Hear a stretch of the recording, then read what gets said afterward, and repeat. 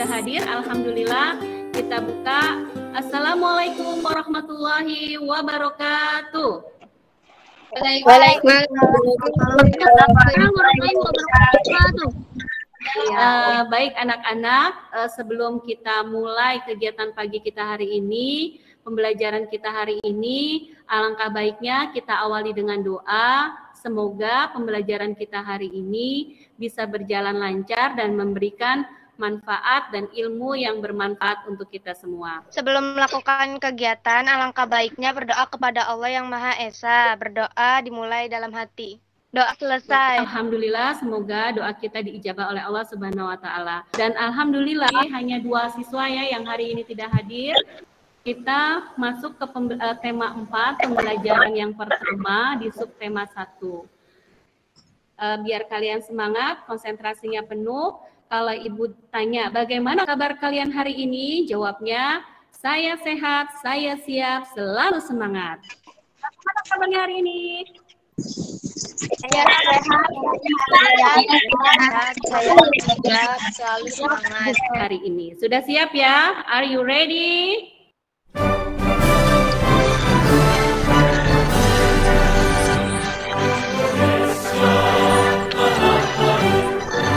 Karena hari ini kita mau belajar pertama tentang arti globalisasi dalam kehidupan kita.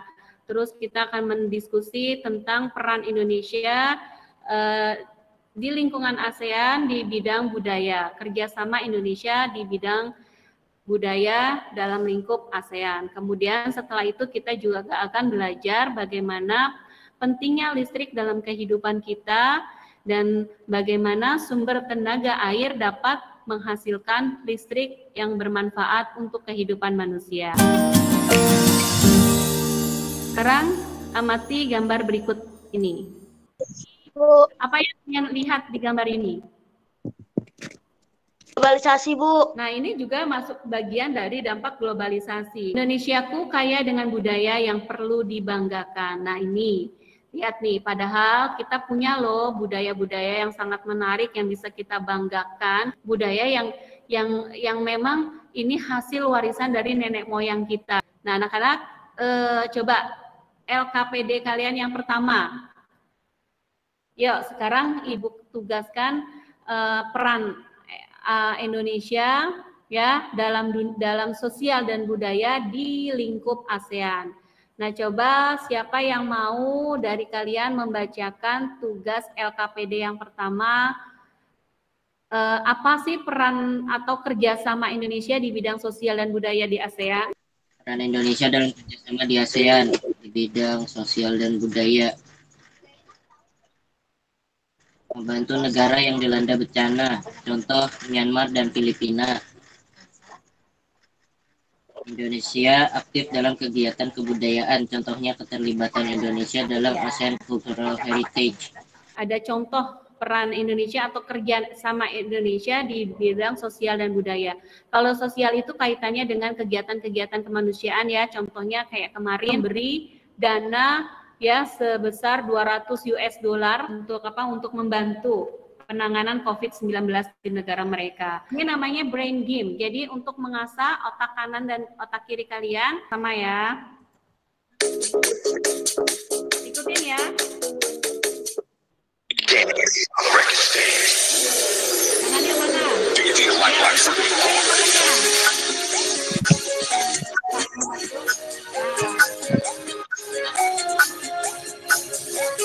Sekarang kita simak video berikut ini.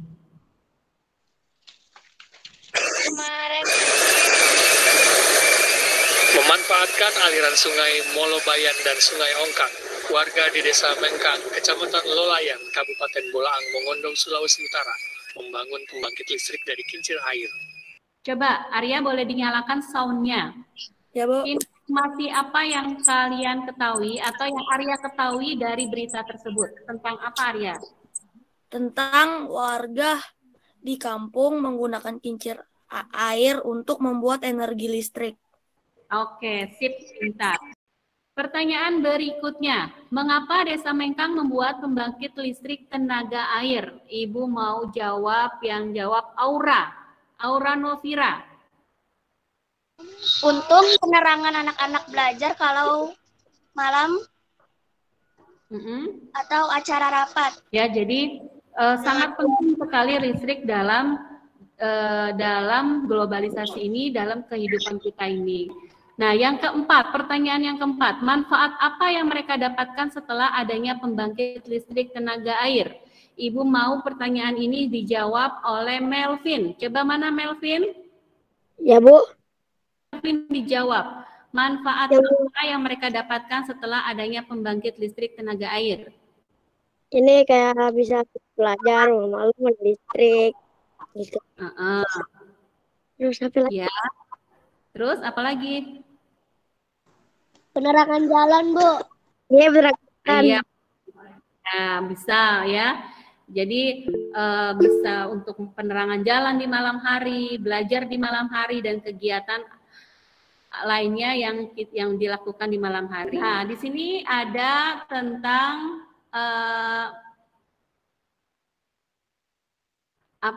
tentang peta konsep teks eksplanasi. Masih ingat ya, di tema 3 kita masih belajar tentang teks eksplanasi. Nah, di tema 4 kita juga masih mengupas habis nih tentang teks eksplanasi. Menurut kalian ya, setelah kalian sudah dipelajari di tema 3 itu tentang teks eksplanasi, yang tadi jawab pertanyaan tadi dengan mengamati video merupakan fakta atau imajinasi? Fakta, Bu. Fakta, Bu. Fakta, Bu. Kamu sudah bilang fakta. Fakta, Bu. Fakta.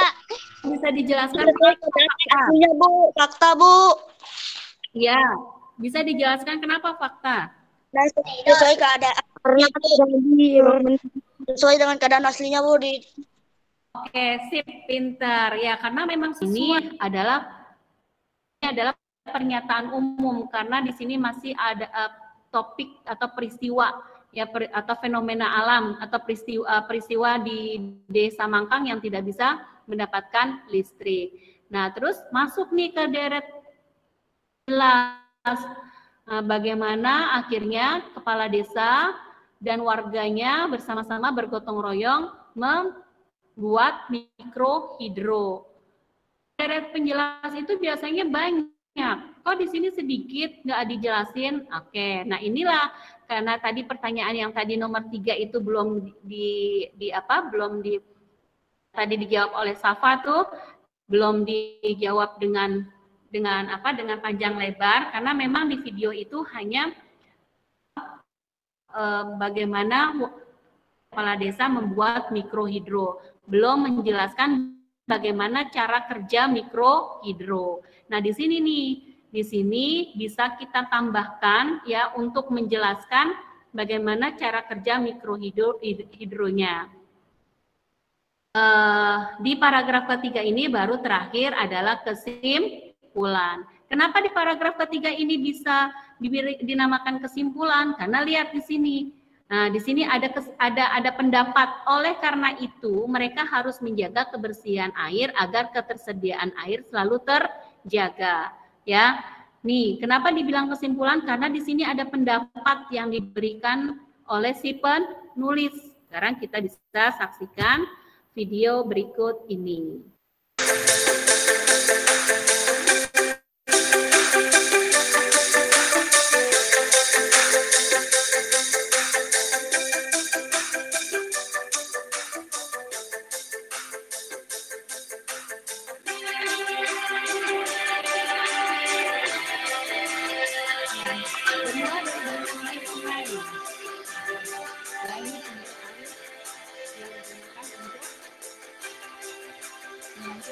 Kalian sebelumnya sudah diskusi ya di rumah.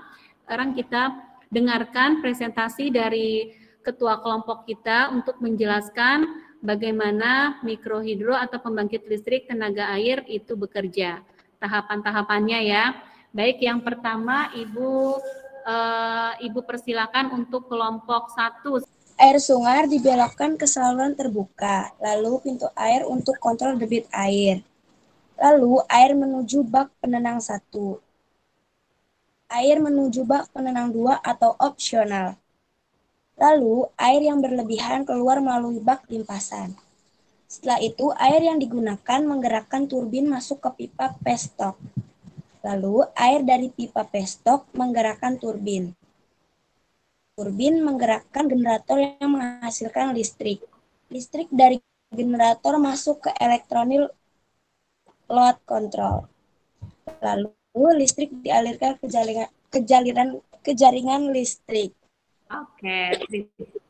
Terima kasih Astrid. Jadi proses kerja mikrohidro, air dari waduk, ya sumber mata air yang bisa kita gunakan ya untuk menghasilkan tenaga listrik masuk melalui pintu air yang diatur oleh katup pengaman untuk mengontrol debit air. Jadi ada pintu ya, biasanya pintu air. Kalau kita kenal pintu air. Nah, di situ dikontrol bagaimana debit air atau volume air yang masuk, kemudian masuk ke pipa pesat atau pestok yang tadi ya kalau di dalam video menuju turbin atau kincir angin. Nah ini dari proses kerja mikrohidro ini tadi bisa melengkapi untuk deret penjelas yang ada di mana?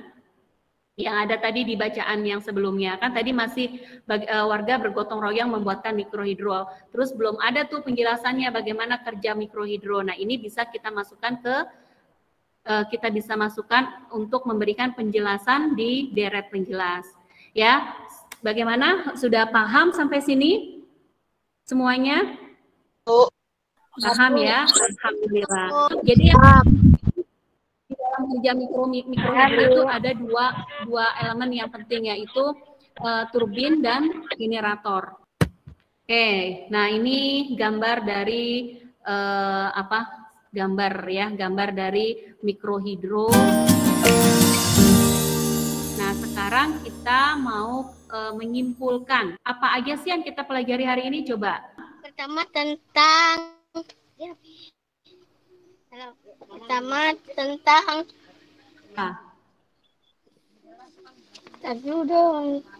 tentang globalisasi. Globalisasi. Aduh, Rizka, baru keluar itu suaranya. Betul. Terus apalagi yang kedua? Tentang tenaga air dan listrik. Sebelum mikrohidro kita belajar tuh tentang tenaga itu. Air dan listrik. Tenaga air dan listrik. Air dan listrik. Terus apa lagi tentang tenaga air menghasilkan listrik? Peran Indonesia, Bu. Iya. Peran Indonesia. Iya, betul ya. Tentang teks eksplanasi. Oke, alhamdulillah berarti sudah selesai kesimpulannya ya bahwa listrik itu sangat berperan penting dalam dunia kita di dunia globalisasi dan bagaimana cara kerja mikrohidro dalam menghasilkan listrik untuk memenuhi kebutuhan kita sehari-hari. Terus eksplanasi adalah teks yang menjelaskan tentang peristiwa atau fenomena alam yang berdasarkan fakta, kemudian di dalamnya ada deret penjelas, di dalamnya pertama ada pernyataan umum, terus yang kedua ada deret penjelas dan terakhir ada kesimpulan. Yang selalu mau menjawab pertanyaan Ibu, di sini Ibu pilih adalah teman kita yang bernama Hari. Kita akhiri dulu kegiatan hari ini dengan doa. Silakan Chelsea sebagai ketua kelas untuk memimpin doa. Doa dalam hati mulai. Doa selesai. Amin ya robbal alamin. Semoga apa yang kita pelajari hari ini memberikan manfaat untuk kita semua. Mari kita sama-sama ucapkan hamdalah. Alhamdulillah.